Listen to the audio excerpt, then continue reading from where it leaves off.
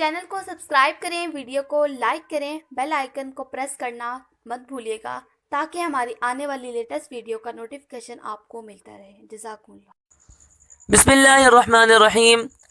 हुजूर अक़दस सल्लल्लाहु अलैहि वसल्लम जब सफ़र पर तशरीफ़ ले जाते तो अज़वाज मुताहरात में से किसी एक को अपने साथ ले जाते। इसके लिए आप सल्लल्लाहु अलैहि वसल्लम क़ुरा अंदाज़ी करते और जिनका नाम निकल आता उनको अपने साथ ले जाते। चुनाचे ग़ज़वा बनु मुस्तलक के मौके पर भी क़ुरा अंदाज़ी की गई तो हज़रत आयशा रज़ी अल्लाह तआला अन्हा का इसमें गिरामी निकल आया। उस ज़माने में मोटापे के डर से औरतें बहुत कम खाना खाया करती थीं। हज़रत आयशा रज़ी अल्लाह तआला अन्हा फरमाती हैं कि मेरी ये कैफियत थी कि जब मेरा ऊँट सफ़र के लिए तैयार किया जाता तो मैं पहले अपने म्याने यानी डोली में बैठ जाती, फिर लोग आकर उसको नीचे से पकड़कर उठाते और ऊँट पर रखकर उसे रस्सियों से बांधकर ऊँट की नकील पकड़कर ले जाते। हज़रत आयशा रज़ी अल्लाह तआला अन्हा फरमाती हैं कि जब रसूलुल्लाह सल्लल्लाहु अलैहि वसल्लम उस सफ़र से फ़ारिग होकर वापस हुए तो मदीने के करीब एक जगह आकर आप सल्लल्लाहु अलैहि वसल्लम ठहरे। रात का कुछ हिस्सा आप सल्लल्लाहु अलैहि वसल्लम ने वहाँ बसर फरमाया। उसके बाद कूच का ऐलान कर दिया गया। जब लोग जाने लगे तो मैं उस वक़्त क़ज़ाए हाजत के लिए गई हुई थी। मेरे गले में एक हार था जिसमें खुशबूदार मसाला और ज़फ़ार के दाने भी थे। क़ज़ाए हाजत के बाद वो हार मेरे गले से गिर पड़ा जिसकी मुझे बिल्कुल ख़बर ना हुई, और जब मैं अपनी सवारी के पास आई तो मैंने अपने गर्दन में वो हार टटोला मगर उसे वहाँ ना पाया। अब सब लोग मंजिल के लिए रवाना हो रहे थे। मैं उल्टे पाँव उस जगह आई जहाँ क़ज़ाए हाजत के लिए गई थी। मैंने वहाँ हार तलाश किया और वो मुझे मिल गया। मेरी गैर मौजूदगी में मेरे सारबान ऊँट कस कर लाए और ये सोचकर कि मैं हस्बे दस्तूर अपने म्याने में होंगी, उन्होंने म्याने को उठाकर ऊँट पर रखा, उसे रस्सियों से बांधा और इस यकीन के साथ कि मैं उस म्याने में मौजूद हूँ वह ऊँट की नकील पकड़कर चलते बने। जब मैं मंजिल पर वापस आई तो सब जा चुके थे। एक शख्स भी ऐसा ना था जो मेरी आवाज़ पर जवाब देता। मैंने अच्छी तरह अपनी चादर ओढ़ी और इस ख्याल से कि सब लोग मुझे म्याने में ना पाएंगे तो यहाँ खुद मुझे तलाश करने आएंगे, लिहाजा मैं उसी मकाम पर लेट गई जहाँ मेरी सवारी का ऊँट खड़ा था।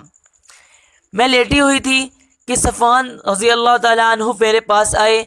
ये भी अपनी किसी ज़रूरत की वजह से असल फ़ौज से पीछे रह गए थे, इसलिए अब इस मंजिल पर उन्होंने और लोगों के साथ क़याम ही नहीं किया था। ये देखकर कि कोई लेटा हुआ है वो बढ़कर मेरे पास आए और उन्होंने मुझे पहचान लिया, क्योंकि पर्दे के हुक्म से पहले वो मुझे देख चुके थे। मुझे देखकर उन्होंने कहा इन्ना लिल्लाहि व इन्ना इलैहि राजिऊन, और कहा रसूलुल्लाह सल्लल्लाहु अलैहि वसल्लम की बीवी आप क्यों पीछे रह गई। मैं अपनी चादर में लिपटी हुई थी, मैंने एक लफ्ज़ भी नहीं कहा। उन्होंने अपना ऊँट मेरे करीब कर दिया और कहा कि आप रज़ी अल्लाह तआला अन्हु इस पर सवार हो जाएं, और ख़ुद पीछे हट गई। जब मैं ऊँट पर सवार हो गई तो वो आए और ऊँट की नकील आगे से पकड़ी और तेज़ी के साथ ऊँट को लेकर चले ताकि काफ़िले से मिल जाएं, मगर हम काफ़िले से ना मिल सके और काफ़िले में से किसी ने मेरी तलाश ना की। यहाँ तक कि सुबह हो गई और ये साहिब जिस ऊँट पर मैं सवार थी उसकी नकील को आगे से पकड़े हुए बरामद हुए। मदीना मुनव्वरा पहुँचने पर रसूलुल्लाह सल्लल्लाहु अलैहि वसल्लम ने हज़रत आयशा से पूछा, आयशा पीछे क्यों रह गई थी। हज़रत आयशा रज़ी अल्लाह तआला अन्हा ने अर्ज़ की, रात मैंने आप सल्लल्लाहु अलैहि वसल्लम का कूच करने का ऐलान सुना तो मैं क़ज़ाए हाजत के लिए चली गई। वापस जब अपनी डोली के पास पहुंची तो देखा मेरा हार मेरे गले से निकलकर गिर गया है। मैं उसको तलाश करने वापस गई, हार तो मिल गया, लेकिन वापस आई तो काफ़िला कूच कर चुका था। उस जगह मेरे अलावा कोई बंदा बशर नहीं था। मैंने ख़ुद को चादर में लपेटा और अपनी डोली के मकाम पर ही इसलिए बैठी रही कि मेरी तलाश में आने वालों को परेशानी ना हो और ख़ुद मुझे भी तकलीफ़ ना हो। इसी हालत में मेरी आँख लग गई और मैं हज़रत सफ़वान रज़ी अल्लाह तआला अन्हु की इन्ना लिल्लाह की आवाज़ से जागी। हुज़ूर अकरम सल्लल्लाहु अलैहि वसल्लम ने हज़रत आयशा की बातों पर ज़रा बराबर भी शक नहीं किया, लेकिन मुनाफिकीन और कुछ कमज़ोर ईमान के लोगों ने हज़रत आयशा रज़ी अल्लाह तआला अन्हा को हज़रत सफ़वान रज़ी अल्लाह तआला अन्हु के साथ आते देखा कि हज़रत आयशा रज़ी अल्लाह तआला अन्हा हज़रत सफ़वान रज़ी अल्लाह तआला अन्हु की ऊँटनी पर सवार हैं اور صفوان رضی اللہ تعالیٰ عنہ نکیل پکڑے ہوئے ہیں۔ تو ان لوگوں نے تہمت لگانے میں دیر نہیں کی۔ منافقین کا سرکردہ عبداللہ بن ابی تھا۔ اس نے جب ان کو آتے ہوئے دیکھا تو اپنے پاس بیٹھے ہوئے لوگوں سے کہا، اللہ کی قسم یہ حضرت عائشہ اس شخص سے محفوظ نہیں رہی ہوں گی، استغفر اللہ۔ حضرت عائشہ رضی اللہ تعالیٰ عنہ فرماتی ہیں کہ اس افواہ سے تمام قیام گاہ میں ایک ہنگامہ برپا ہو گیا، مگر اب تک مجھے کچھ خبر نہ تھی۔ ہم مدینے پہنچے اور پہنچتے ہی میں سخت بیمار ہو گئی۔ رسول اللہ صلی اللہ علیہ وسلم اور میرے والدین کو اس بہتان کی اطلاع ہو چکی تھی، مگر کسی نے بھی اس بات کا تذکرہ مجھ سے نہیں کیا۔ ہاں، یہ بات میں نے ضرور محسوس کی کہ خود رسول اللہ صلی اللہ علیہ وسلم میری بیماری کی حالت میں جس شفقت کے ساتھ مجھ سے پیش آیا کرتے تھے وہ بات اب نہیں ہے۔ جب آپ صلی اللہ علیہ وسلم میرے پاس تشریف لاتے اور میری والدہ میری تیمارداری میں مصروف ہوتی تو آپ صلی اللہ علیہ وسلم بس اتنا دریافت فرماتے، تمہاری بچی کیسی ہے؟ مجھے آپ صلی اللہ علیہ وسلم کی اس بے اعتنائی کا سخت دکھ ہوا اور میں نے آپ صلی اللہ علیہ وسلم سے درخواست کی کہ آپ مجھے اجازت دیں کہ میں اپنی ماں کے ہاں چلی جاؤں تاکہ وہ میرا علاج کریں۔ آپ صلی اللہ علیہ وسلم نے فرمایا، کچھ حرج نہیں۔ چنانچہ میں اپنی والدہ کے گھر چلی آئی۔ میں اپنی اس بیماری کی وجہ سے جس میں تقریباً 1 مہینے کے قریب مبتلا رہی بہت کمزور ہو گئی تھی۔ حضرت عائشہ رضی اللہ تعالیٰ عنہ فرماتی ہیں کہ ایک رات میں قضائے حاجت کے لیے نکلی تو ام مصطح بنت ابراہیم بن عبد المطلب بھی میرے ساتھ ہو لیں۔ راستے میں ان کی زبانی مجھے اس واقعے کے بارے میں معلوم ہوا۔ حضرت عائشہ رضی اللہ تعالیٰ عنہ کو جب اس واقعے کی خبر ہوئی تو وہ رونے لگیں اور گھر آ کر اپنی والدہ سے کہا، امی جان، اللہ تعالیٰ آپ کو معاف کرے، لوگ میرے بارے میں کیا کچھ کہہ رہے ہیں اور آپ نے مجھ سے اس کا تذکرہ تک نہ کیا۔ حضرت محمد صلی اللہ علیہ وسلم اس واقعے کے متعلق صحابہ رضی اللہ تعالیٰ عنہم میں تقریر بھی فرمائی، مگر مجھے اس کی بھی کوئی اطلاع نہ ہوئی۔ اس خطبے میں آپ صلی اللہ علیہ وسلم نے فرمایا، لوگوں کو کیا ہو گیا ہے کہ وہ میری بیویوں کے متعلق بری بری باتیں مشہور کر کے مجھے ایذا دیتے ہیں اور ان پر غلط بہتان لگاتے ہیں۔ اللہ کی قسم میں نے ان میں بلائی کے علاوہ کوئی برائی نہیں دیکھی، نیز یہ تہمت ایسے شخص کے متعلق عائد کی گئی ہے کہ اس سے سوائے نیکی کے میں نے کبھی کوئی برائی نہیں دیکھی، اور وہ جب بھی میرے کسی حجری میں گیا ہے تو میرے ہمراہ ہی گیا ہے۔ اس کے بعد رسول اللہ صلی اللہ علیہ وسلم نے حضرت علی رضی اللہ تعالیٰ عنہ بن ابی طالب اور اسامہ رضی اللہ تعالیٰ عنہ بن زہد کو بلایا اور اس مسئلے کے بارے میں مشورہ طلب کیا۔ اسامہ رضی اللہ تعالیٰ عنہ نے تو میری تعریف کی اور کہا کہ یہ بہتان محض فضول ہے، ہم آپ صلی اللہ علیہ وسلم کے اہل خانہ کو اچھا ہی جانتے ہیں اور ان میں کوئی برائی نہیں سنی۔ جبکہ حضرت علی رضی اللہ تعالیٰ عنہ نے کہا کہ عورتیں بودھ ہیں، آپ یہ کر سکتے ہیں کہ عائشہ کی بجائے دوسری کر لیں، اور آپ صلی اللہ علیہ وسلم باندی سے بھی ضرور پوچھ لیجئے، وہ آپ صلی اللہ علیہ وسلم سے سچ سچ بات کہہ دے گی۔ رسول اللہ صلی اللہ علیہ وسلم نے خاتمہ بریرہ رضی اللہ تعالیٰ عنہ کو بلایا اور ان سے پوچھنے لگے۔ بریرہ نے کہا کہ میں عائشہ کے متعلق صرف بلائی جانتی ہوں اور میں نے عائشہ میں کوئی عیب نہیں دیکھا سوائے اس کے کہ میں آٹا گوندھ کر ان سے کہہ جاتی ہوں کہ وہ اس کا خیال رکھیں، مگر وہ سو جاتی ہیں اور بکری آ کر اسے کھا لیتی ہے۔ حضرت عائشہ رضی اللہ تعالیٰ عنہ فرماتی ہیں، اس کے بعد رسول اللہ صلی اللہ علیہ وسلم میرے پاس تشریف لائے۔ اس وقت میرے پاس میرے والدین موجود تھے اور ایک انصاری عورت بھی میرے پاس بیٹھی تھی۔ میں رو رہی تھی اور وہ عورت بھی میرے ساتھ رو رہی تھی۔ آپ صلی اللہ علیہ وسلم تشریف فرما ہوئے اور آپ صلی اللہ علیہ وسلم نے اللہ تعالیٰ کی حمد و ثنا بیان کی اور فرمایا، عائشہ، تمہارے متعلق لوگ جو کچھ کہتے ہیں اس کی اطلاع تم کو ہے؟ اگر واقعی تم سے کوئی برائی سرزد ہو گئی ہے جیسا کہ لوگ کہہ رہے ہیں تو تم اللہ سے توبہ کرو، اللہ اپنے بندوں کی توبہ قبول کرتا ہے۔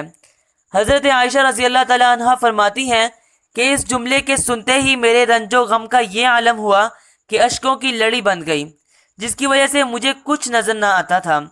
میں نے انتظار کیا کہ میرے والدین رسول اللہ صلی اللہ علیہ وسلم کو اس کا جواب دیں گے، مگر انہوں نے ایک لفظ بھی زبان سے نہیں نکالا۔ میں نے اپنے آپ کو اس سے بہت زیادہ کمتر سمجھا کہ میری برات اور شان میں قرآن کریم کی آیات نازل ہوں گی۔ البتہ مجھے یہ ضرور امید تھی کہ رسول اللہ صلی اللہ علیہ وسلم حالت خواب میں کوئی ایسی بات دیکھ لیں گے جس سے لوگوں کے بہتان جھوٹے ثابت ہو جائیں گے، کیونکہ میں اس سے اچھی طرح واقف تھی کہ میں اس الزام سے بالکل بری ہوں۔ جب میں نے دیکھا کہ میرے والدین کچھ نہیں کہتے تو میں نے ان سے کہا کہ تم رسول اللہ صلی اللہ علیہ وسلم کو جواب کیوں نہیں دیتے؟ وہ کہنے لگے ہماری سمجھ میں نہیں آتا کہ کیا جواب دیں۔ جب میرے والدین چپ رہے تو مجھ پر اور زیادہ گریہ طاری ہوا اور اب میں نے اونچی اونچی آواز سے رونا شروع کر دیا اور کہا جو بات آپ صلی اللہ علیہ وسلم نے کہی ہے میں ہرگز اللہ کے سامنے اس پر توبہ نہیں کروں گی۔ اس کے بعد میں یعقوب علیہ السلام کا نام یاد کرنے لگی، لیکن اس حالت میں ان کا نام تو یاد نہیں آیا۔ البتہ میں نے کہا میں اس کے جواب میں وہی کہتی ہوں جو یوسف علیہ السلام کے باپ نے کہا تھا، فصبر جمیل واللہ المستعان علی ما تصفون، صبر ہی بہتر ہے اور جو تم کہہ رہے ہو اس پر اللہ سے اعانت کا طالب ہوں۔ ابھی اس بات کو چند لمحات ہی گزرے تھے کہ آپ صلی اللہ علیہ وسلم پر وحی کے آثار نمودار ہوئے اور وحی کا نزول شروع ہوا۔ حضرت ابو بکر رضی اللہ تعالیٰ عنہ اور ان کی زوجہ حضرت ام رومان رضی اللہ تعالیٰ عنہ رحمت خداوندی کے منتظر ہو گئے کہ شاید اللہ تعالیٰ وحی کے ذریعے اس ذہنی کوفت اور پریشانی سے نجات دے۔ سارے گھر میں خاموشی طاری تھی، حتیٰ کہ آپ صلی اللہ علیہ وسلم پر سے وحی کے آثار ختم ہوئے۔ آپ صلی اللہ علیہ وسلم نے اپنی پیشانی اطہر سے پسینہ مبارک صاف کر کے فرمایا، عائشہ خوشخبری ہو، تمہیں مبارک ہو، اللہ تعالیٰ نے تیری برات نازل فرمائی۔ آپ صلی اللہ علیہ وسلم کے ارشاد گرامی سے حضرت ابو بکر رضی اللہ تعالیٰ عنہ کا چہرہ خوشی سے کھل اٹھا۔ پھر حضرت ام رومان رضی اللہ تعالیٰ عنہ اٹھی اور اپنی لخت جگر حضرت عائشہ رضی اللہ تعالیٰ عنہ سے کہا کہ وہ حضور اقدس صلی اللہ علیہ وسلم کے پاس جائیں۔